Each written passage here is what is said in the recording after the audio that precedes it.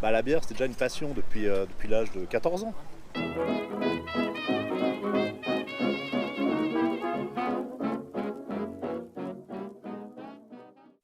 Cernés par les vignobles valaisans, David Bonjour et Olivier Briganti, la quarantaine pétaradante, commencent à cuisiner de la bière artisanale en 2015. Autant dire qu'au pays de la petite Arvine, on en a déshérité pour moins que ça. Mais ça consiste en quoi, au fait, le boulot de brasseur? Alors, ce qu'on fait, c'est qu'on nettoie des cuves, et puis après on les salit en mettant des trucs dedans, puis après on les renettoie. Alors ce qui est super cool dans ce boulot, c'est d'avoir pu monter déjà notre entreprise avec des potes. On se connaît super bien et puis on s'envoie des critiques surtout sans arrêt. Mais c'est bien, c'est aussi ce qui fait avancer les choses. Mais autrement, ce qui est aussi super chiant, c'est que en fait, il n'y a rien qui est super chiant. En fait, non, c'est assez bien.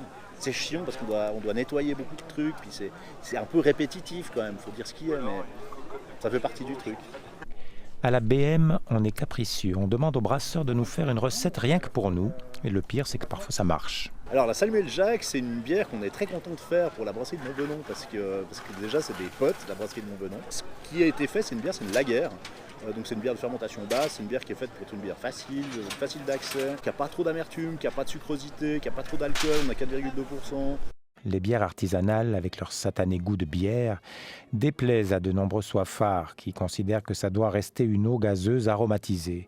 Et pourtant, avec les innombrables variétés de houblon, les saveurs peuvent être luxuriantes.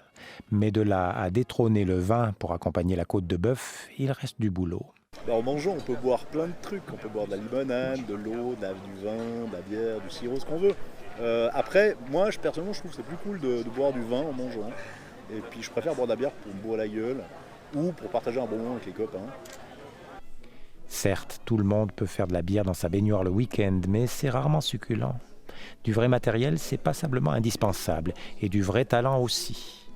Par contre, une fois qu'on a derrière soi une bonne tripotée d'heures de vol, on peut s'aventurer dans les bières bizarres, par exemple vieillies en fût de chêne. Puis on fait aussi pas mal de bières d'élevage en barrique, parce qu'on vient du Valais, puis en Valais il y a plein de barriques. Alors on continue des barriques pour avoir des produits de plus haute tenue, mais par contre on ne met pas de pilon de poulet, de chocolat et de crème chantilly à la fraise dans nos bières. C'est l'endroit pour se détendre. Alors c'est des noms à la con parce que les gens s'en rappellent bien. Et je pense que la pornstar c'est assez clair, c'est un nom que tout le monde se rappelle. Il y a même d'ailleurs des gens qui hésitent à la revendre parce qu'ils trouvent ça un peu vulgaire. Nous on trouve pas. Derrière leur nom à la con, les bières Hoppy People cachent un savoir-faire digne de la NASA. Ruez-vous donc sur la Pornstar, la 24/7 ou la Psychobilly White pour l'apéro ou même pour le dessert, tellement elles sont délectables. Au fait, certains mécréants prétendent que la bière peut même être utilisée dans les cocktails. C'est vrai ça? Non, c'est interdit.